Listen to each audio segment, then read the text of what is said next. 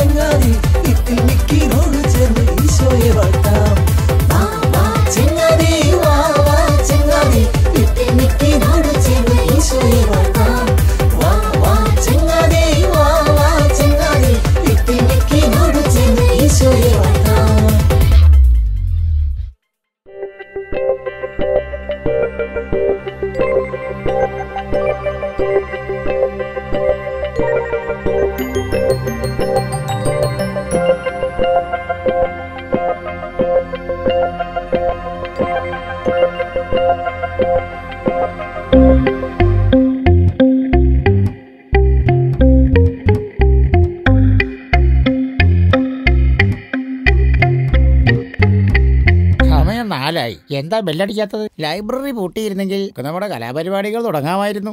പൂച്ചമുത്തശ്ശൻ പറയുന്നത് കേട്ട് ഇരിക്കാൻ മാത്രമേ ഉള്ളൂ, അല്ലാതെ നിങ്ങൾക്ക് വായിക്കാൻ അറിയോ? അതെ, എനിക്ക് വായിക്കാൻ അറിയില്ലെങ്കിൽ എന്താ, ഇവിടെ നടക്കുന്ന കാര്യങ്ങളൊക്കെ ഞാൻ കേട്ടു മനസ്സിലാക്കുന്നുണ്ടല്ലോ. പിന്നെ ഈ ലൈബ്രറിയിൽ താമസിക്കുന്ന നമ്മൾ ബുക്കിന്റെ അകത്തുള്ള കാര്യങ്ങൾ വ്യക്തമായി മനസ്സിലാക്കിയില്ലെങ്കിൽ പിന്നെ ആര് മനസ്സിലാക്കാനാണ്? അതിന് വായിക്കാൻ അറിയണമെന്ന് നിർബന്ധമില്ലല്ലോ. അതെ അതെ. പിന്നെ വെറുതെ ഓരോന്ന് വായിച്ചിട്ട് കാര്യമില്ലല്ലോ, അതിൽ നിന്നും നല്ലത് ഉൾക്കൊള്ളാൻ സാധിക്കണം. അത് അറിവുള്ളവർ പറഞ്ഞു തന്നിട്ടേ കാര്യമുള്ളൂ. അതുകൊണ്ട് തന്നെ പുസ്തകങ്ങളിലെ കാര്യങ്ങൾ പറഞ്ഞു കേൾക്കുന്നതാവും നല്ലത്.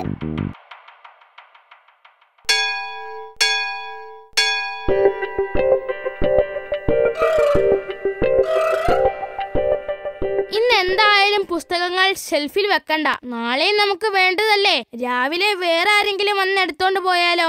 അത് മാത്രമല്ല, ഷെൽഫിൽ വെക്കുകയാണെങ്കിൽ എലികൾ കരണ്ടത് വൃത്തികേടാക്കും. പിന്നെ നമുക്ക് ഇതിൽ നിന്ന് വായിക്കാനേ പറ്റില്ല. എലി മൂത്രമൊഴിച്ചിടാനും സാധ്യതയുണ്ട്. അത് കൈകൊണ്ട് തൊട്ടാൽ വല്ല എലിപ്പനിയും പറ്റിയാലോ? ഒന്നാമതേ പനിയുടെ സീസണാ. ഒരു 4-5 പൂച്ചകളെ ഇവിടെ കൊണ്ടാക്കിയിരുന്നെങ്കിൽ എലിയുടെ പണി അപ്പ തന്നെ തീർന്നേനെ.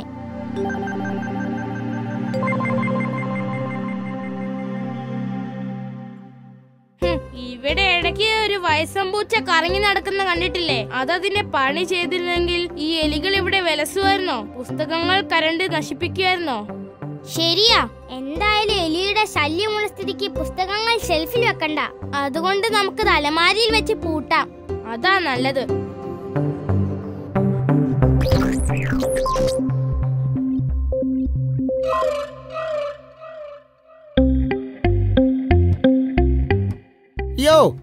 നമ്മുടെ പല്ലിക്കുട്ടൻ പുസ്തകത്തിനിടയിൽ കുടുങ്ങിയെന്നാ തോന്നേ. നീ ഇപ്പൊ എന്താ ചെയ്യാ? എന്ത് ചെയ്യാൻ? പൂച്ചമുത്തശ്ശൻ വരുന്നവരെ വെയിറ്റ് ചെയ്യാം. അതല്ലേ ഇപ്പൊ ചെയ്യാൻ പറ്റൂ. മധുരനപ്പുറത്തുള്ള പൂച്ചമുത്തശ്ശന്റെ വീട്ടിൽ പോയി മക്കളെയും കൊച്ചുമക്കളെയും കണ്ടിട്ട് പൂച്ചമുത്തശ്ശൻ വരുന്നുള്ളെന്നാ പറഞ്ഞേ. ഓ, അപ്പൊ ഒരുപാട് സമയാവുമല്ലോ. അത്രയും നേരം ഇതിനുള്ളിൽ കുടുങ്ങിക്കിടന്ന നമ്മുടെ പല്ലിക്കുട്ടന് ശ്വാസം കിട്ടുവോ? അതെ, ഈ താക്കോൽ ദ്വാരത്തിലൂടെ വരുന്ന വായു മതി ശ്വസിക്കാൻ. അതെ, നിങ്ങൾ വേഗം എന്നെ പുറത്തിറക്കാനുള്ള പണി നോക്ക്. ആ പൂച്ചമുത്തശ്ശനെ വേഗം കൊണ്ടുപോവാ. പറ്റുമെങ്കിൽ മോട്ടുചേട്ടൻ പോയിട്ട് പൂച്ചമുത്തശ്ശനെ വിളിച്ചുകൊണ്ടുപോവാ. ഏയ്, ഇല്ലില്ല. മനുഷ്യരുടെ വീട്ടിലാ പൂച്ചമുത്തച്ഛന്റെ മക്കളും ചെറുമക്കളും. മനുഷ്യർക്കേ പൂച്ചകളെ ഭയങ്കര ഇഷ്ടമാണ്, പക്ഷേ എലികളെ ഇഷ്ടമല്ല. എന്നെ കണ്ടാൽ ഉടൻ തന്നെ അവരെന്നെ ഓടിച്ചിട്ട് തല്ലും.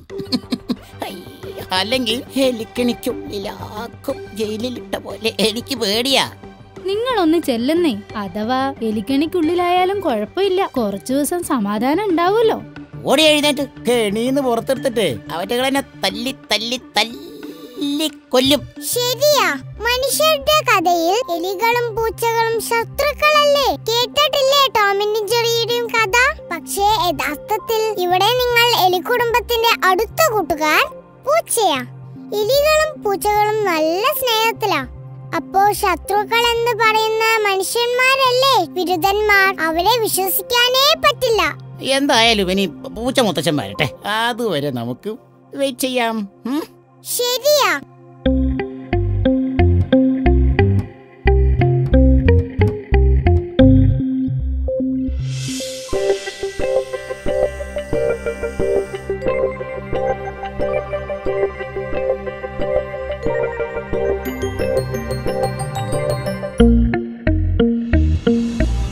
കഷ്ടമാണല്ലോ പല്ലിക്കുട്ടന്റെ കാര്യം. അതെ അതെ, ആരെങ്കിലും അലമാര തുറന്നു കൊടുക്കാതെ പല്ലിക്കുട്ടിന് പുറത്തിറങ്ങാനേ സാധിക്കില്ല. കുട്ടികൾ വന്നപ്പോൾ കാഴ്ചകൾ കാണാൻ അലമാരയ്ക്കുള്ളിലേക്ക് കയറിയതാണ് വിദ്വാൻ. പാവം പെട്ടുപോകുമെന്ന് വിചാരിച്ചു കാണില്ല. പല്ലിക്കുട്ടന് രക്ഷപ്പെടാൻ എന്തെങ്കിലും മാർഗമുണ്ടോ? ഒരു മാർഗവുമില്ല. തടി അലമാര അല്ലാത്തതിനാൽ എലിക്കുട്ടന്മാർക്ക് കരണ്ട് ദ്വാരമുണ്ടാക്കി പല്ലിക്കുട്ടനെ രക്ഷപ്പെടുത്താൻ സാധിക്കില്ല. പിന്നെ പല്ലിക്കുട്ടൻ എങ്ങനെ രക്ഷപ്പെടും? പൂച്ചമുത്തച്ഛൻ വന്നാൽ എന്തെങ്കിലും വഴി കണ്ടെത്തുമായിരിക്കുമല്ലേ? എന്തു വഴി? കാര്യമായ വഴികളൊന്നും ഏശില്ലിവിടെ. പൂച്ചമുത്തച്ഛൻ എലിക്കൂട്ടത്തിന് മുൻപിൽ ബുദ്ധിശാലിയാണെങ്കിലും ശരിക്കും ആൾക്ക് വലിയ ബുദ്ധിയൊന്നുമില്ല. അതെന്താ? ബുദ്ധി ഉണ്ടായിരുന്നെങ്കിൽ മക്കൾക്കും കൊച്ചുമക്കൾക്കും ഒപ്പം കഴിയേണ്ട പൂച്ചമുത്തച്ഛൻ ഇവിടെ വന്നീ പൊടി പിടിച്ച പുസ്തകങ്ങൾക്കൊപ്പം കിടക്കുമോ? മാത്രമല്ല, കുട്ടികൾ പറഞ്ഞ പോലെ എലികളെ ഇങ്ങനെ വിലസാൻ അനുവദിക്കുമായിരുന്നോ? അവരെ പേടിപ്പിച്ച് നിർത്തുമെങ്കിലും ചെയ്യുമായിരുന്നു.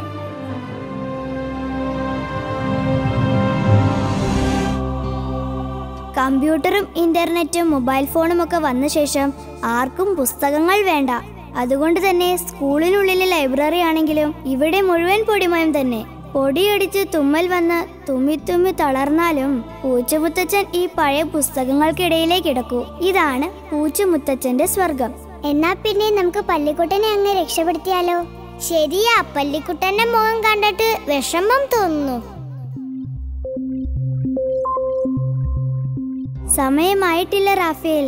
എവിടെയും എപ്പോഴും വലിഞ്ഞു കയറുന്ന പല്ലികളുടെ സംസ്കാരവും വാല് മുറിച്ചിട്ട് കടന്നു കളയുന്ന പല്ലികളുടെ കള്ളക്കുസൃതിയും അവസാനിക്കാത്തിടത്തോളം കാലം പല്ലികൾക്ക് അക്കിടി പറ്റിക്കൊണ്ടേയിരിക്കും.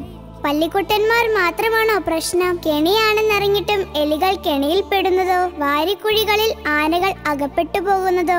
മനുഷ്യരൊരുക്കുന്ന കെണികളിൽ നിന്നും എന്നും രക്ഷപ്പെടാൻ സമസ്ത ജീവജാലങ്ങൾക്കും കഴിയും. പക്ഷേ ബുദ്ധിപൂർവം ചിന്തിക്കാൻ ആരും മെനക്കെടാറില്ല. അതുതന്നെയാണ് പ്രശ്നവും. തൽക്കാലം നമുക്കിവിടുന്ന് അല്പം മാറി നിൽക്കാം. പൂച്ചമുത്തച്ഛൻ വന്നിട്ട് എന്ത് ചെയ്യണമെന്ന് നോക്കാം.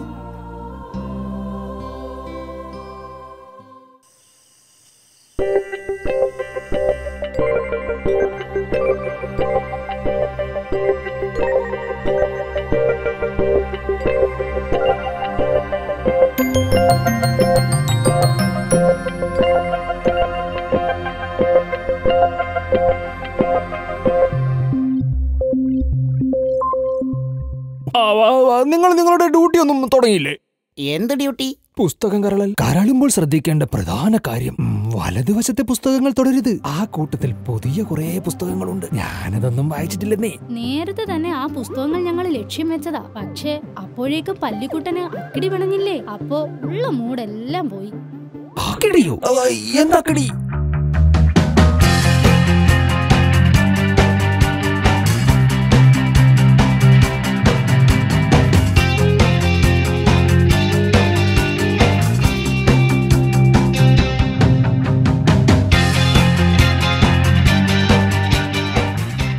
പല്ലിക്കുട്ടൻ പെട്ടല്ലേ?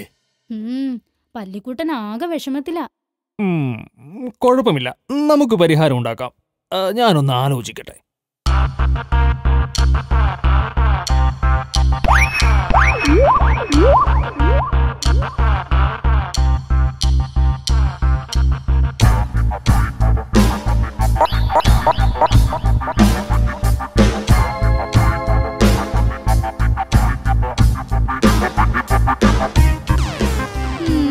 ഇന്നത്തെ ശാപ്പാടിന് ഇവൻ മതി. ഞാൻ ഇവനെ കൊണ്ടുപോയി ശരിപ്പെടുത്തട്ടെ.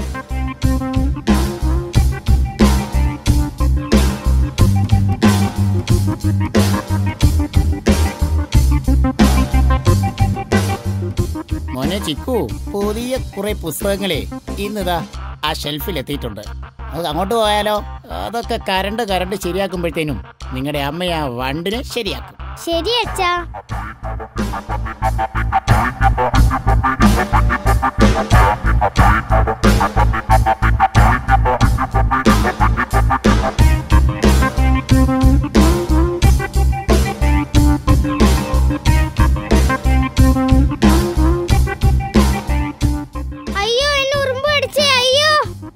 പേടിപ്പിക്കുന്നു. പൂച്ചമുത്തശ്ശൻ വലിയ ധൈര്യശാലിയാണെന്ന് ഞാൻ അറിഞ്ഞില്ല.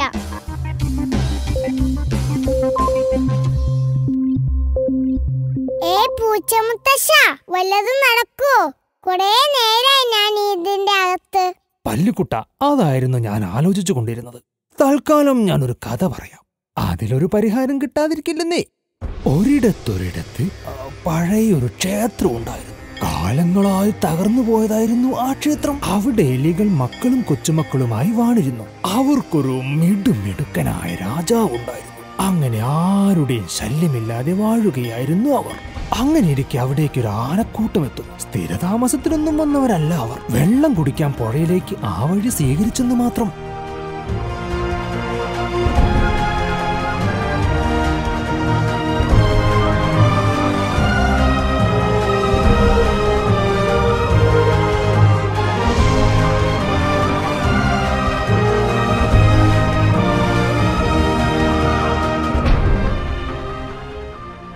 ആനക്കൂട്ടത്തിന്റെ വരവ് എലിരാജ്യത്ത് വലിയ പ്രശ്നമുണ്ടാക്കി. 100-ലധികം പേർ ചത്തൊടുങ്ങി.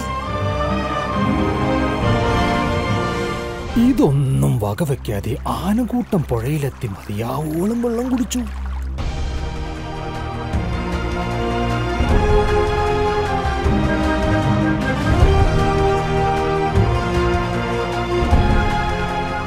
അവരുടെ വംശപരമ്പരയ്ക്ക് ആനകളുടെ വരവ് മൂലമുണ്ടാകുന്ന വലിയ പ്രത്യാഘാതം തരണം ചെയ്യാൻ സാധിക്കുമോ എന്നുള്ള ചിന്തയിലായിരുന്നു അവർ. ഇനി ഒരിക്കൽ കൂടി ഈ കാട്ടാനക്കൂട്ടം നമ്മുടെ രാജ്യത്തിലൂടെ കടന്നു പോയാൽ നമ്മുടെ പരമ്പര തന്നെ വംശനാശപ്പെട്ടു പോകും. ശരിയാണ് പ്രഭു. അറിഞ്ഞിടത്തോളം ആനക്കൂട്ടം പതിവായി വെള്ളം കുടിക്കാൻ ഈ വഴിയാണ് തിരഞ്ഞെടുത്തതെന്നാണ് കേൾക്കുന്നത്. നാം ഇനി എന്ത് ചെയ്യും മന്ത്രി? ആലോചിച്ചിട്ടൊരു എത്തും പിടിയും കിട്ടണില്ല. പ്രഭു, നമ്മുടെ ചിന്തയിൽ ഒരു കാര്യം തെളിയുന്നുണ്ട്. എന്താ പ്രിയപത്നി?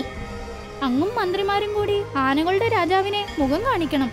എന്നിട്ട് നമ്മുടെ അവസ്ഥ പറയുക. ശരിയാണ്. ശരീരം പോലെ വലിയ മനസ്സുള്ളവരാണ് ആനകളെന്ന് ഞാനും കേട്ടിട്ടുണ്ട്. അവരോട് സംസാരിക്കാൻ ചെല്ലുമ്പോ ആനക്കൂട്ടം നമ്മളെ ചവിട്ടിക്കൊന്നാലോ?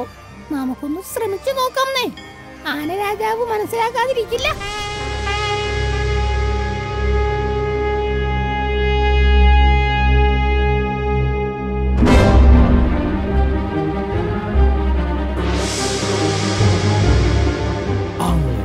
രാജാവും മന്ത്രിമാരും ആനകളുടെ രാജസദസ്സിലെത്തി ആനരാജാവിന് മുഖം കാണിച്ചു. ധൈര്യസമേതം ആനരാജ്യത്തേക്ക് വന്ന എലിക്കൂട്ടത്തെ കണ്ട് ആനരാജാവിന് ആശ്ചര്യം തോന്നി.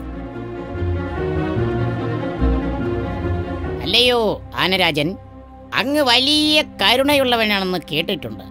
ഒരപേക്ഷയുമായിട്ടാണ് ഞാനിവിടെ എത്തിയിരിക്കുന്നത്. പറഞ്ഞോളൂ എലിരാജൻ. ഞങ്ങൾ മക്കളും കൊച്ചുമക്കളും ഒക്കെ ആയിട്ട് തൊട്ടടുത്ത് തകർന്നു കിടക്കുന്ന ക്ഷേത്രത്തിലാണ് താമസിക്കുന്നത്. അങ്ങും പരിവാരങ്ങളും അതുവഴിയാണ് പുഴയിൽ വെള്ളം കുടിക്കാൻ പോകുന്നത്.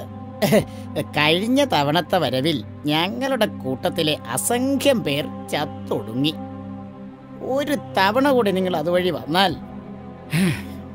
ഞങ്ങളുടെ പരമ്പര തന്നെ നാമാവശേഷമാവും. അതിനാൽ മറ്റൊരു വഴി കണ്ടെത്തി അതുവഴി പുഴയിലേക്ക് പോവാൻ ദയവുണ്ടാവണം. ശരി, എന്നാൽ അങ്ങനെയാവട്ടെ. നാമും പരിവാരങ്ങളും വെള്ളം കുടിക്കാൻ പോകാൻ വേറെ വഴി നോക്കിക്കോളാം. അങ്ങനെ ആയിരക്കണക്കിന് വരുന്ന എലികളുടെ ജീവനും സ്വത്തിനും അവിടെ തീരുമാനമായി. അങ്ങനെ എലികളുടെ അപേക്ഷ ആനരാജാവ് ശിരസാവഹിച്ചു. അങ്ങനെ ആനക്കൂട്ടം വെള്ളം കുടിക്കാൻ പോകാൻ മറ്റൊരു വഴി സ്വീകരിച്ചു. അങ്ങനെയിരിക്കെയാണ് ആനക്കൂട്ടം ഒരു ദിവസം മനുഷ്യരുടെ കെണിയിൽപ്പെടുന്നത്. വെള്ളം കുടിച്ച് മടങ്ങുന്ന വഴി ഒരാന വാരിക്കുഴിയിൽ വീഴുന്നു. ഇനി ഇവിടെ നിന്നാൽ പ്രശ്നമാകുന്നു മനസ്സിലാക്കുന്ന ആനക്കൂട്ടം അവിടുന്ന് സ്ഥലം വിടുന്നു. വാരിക്കുഴിയിൽ വീണ ആന അങ്ങനെ ആകെ വിഷമത്തിലാകുന്നു. കെണിയിലകപ്പെട്ട ആനയെ 2 നാട്ടാനകൾ ചേർന്ന് കരയ്ക്ക് കയറ്റുന്നു. എന്നിട്ട് വലിയൊരു തടിക്കൂട്ടിലടയ്ക്കുന്നു. ആനയ്ക്കാണെങ്കിൽ ഭയങ്കര വിഷമം. ശേഷം മനുഷ്യന്മാരെല്ലാവരും സ്ഥലം വിടുന്നു. ഇതറിഞ്ഞിട്ട് നമ്മുടെ എലിക്കൂട്ടം അവിടേക്ക് പാഞ്ഞെത്തുന്നു. ആനയിട്ടിരിക്കുന്ന കൂട് കരണ്ട് എലിക്കൂട്ടമാകെ നശിപ്പിക്കുന്നു. അങ്ങനെ ആന സ്വതന്ത്രനാകുന്നു. അങ്ങനെ ഒരു നാൾ തങ്ങളോട് ആനക്കൂട്ടം കാണിച്ച കരുണയ്ക്ക് എലിക്കൂട്ടം പ്രത്യുപകാരം ചെയ്തു. അങ്ങനെ എലിരാജ്യത്തെയും ആനരാജ്യത്തെയും പ്രജകൾ സന്തോഷപൂർവം കുറേ നാൾ ജീവിച്ചു.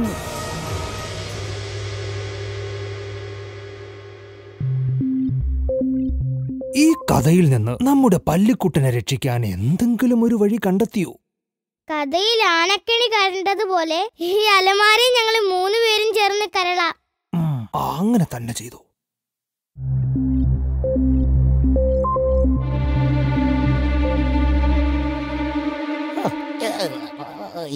ഇത് കരളാൻ പറ്റുന്നില്ലല്ലോ. അതെന്താ അറിയില്ല. കരളാനുള്ള നിങ്ങളുടെ കഴിവൊക്കെ പോയോ? അങ്ങനെയൊന്നും പോവില്ല. ഞങ്ങൾ കരണ്ട് ഈ അലമാര നശിപ്പിച്ച് പല്ലിക്കുട്ടനെ പുറത്തെടുക്കുക തന്നെ ചെയ്യും.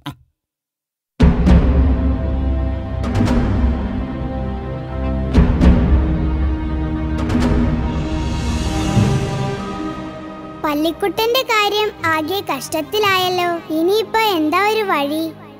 എന്തായാലും കണ്ണാടിച്ചില് കരണ്ട് പല്ലിക്കുട്ടനെ രക്ഷിക്കാൻ എലികൾക്കാകില്ല. പൂച്ചമുത്തച്ഛന്റെ ബുദ്ധി ഇനി അങ്ങ് കൂടുതൽ ഏശുകയുമില്ല. അതെന്താ? പല്ലുകൊഴിഞ്ഞ സിംഹം എന്ന് കേട്ടിട്ടുണ്ടോ? ഉണ്ട്. പൂച്ചകൾക്കിടയിലെ പല്ലുകൊഴിഞ്ഞ സിംഹമാണ് ഈ മുത്തച്ഛൻ പൂച്ച. പിന്നെ എങ്ങനെ പല്ലിക്കുട്ടൻ പുറത്തു കടക്കും? വഴിയുണ്ട്. അതിനു മുമ്പ് ഒരു കാര്യം കൂടി നമുക്ക് ചെയ്യണം. എന്താ അത്? ഇവിടെ എലികളുടെ ആക്രമണം കലശലാണല്ലോ. എലികൾ ഉള്ളതുകൊണ്ടാണല്ലോ കുട്ടികൾക്ക് വായിക്കാനുള്ള പുസ്തകങ്ങളൊക്കെ അവ കരണ്ടു തിന്നുന്നത്. അതിനൊരു മാറ്റം വരുത്തണം. അതെങ്ങനെ? പൂച്ചമുത്തച്ഛൻ യഥാർത്ഥ പൂച്ചയാവണം. എലികളെ തുരത്തണം. അതെങ്ങനെ?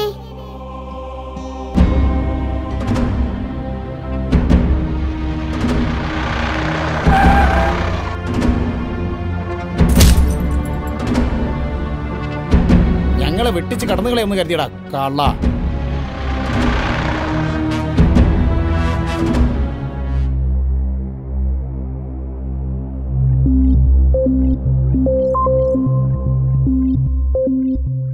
അങ്ങനെ എവിടെ നിന്നോ ഓടി വന്ന കള്ളൻ പല്ലിക്കുട്ടൻ രക്ഷപ്പെട്ടു.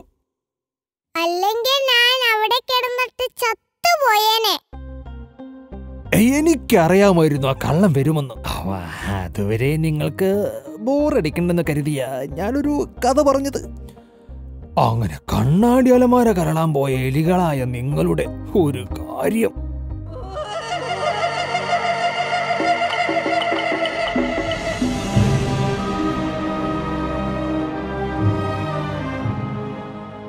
എന്തായാലും നന്നായി, പല്ലിക്കുട്ടൻ രക്ഷപ്പെട്ടല്ലോ.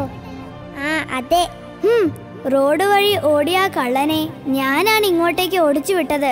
അത് എന്തായാലും നന്നായി. കള്ളനെ പിടിക്കുകയും ചെയ്തു. പക്ഷെ ആ കണ്ണാടി അലമാര പൊട്ടി തകർന്നു പോയില്ലേ? അതിൽ കുട്ടികളുടെ പുസ്തകം സൂക്ഷിച്ചു വെക്കുന്ന സ്ഥലമല്ലേ?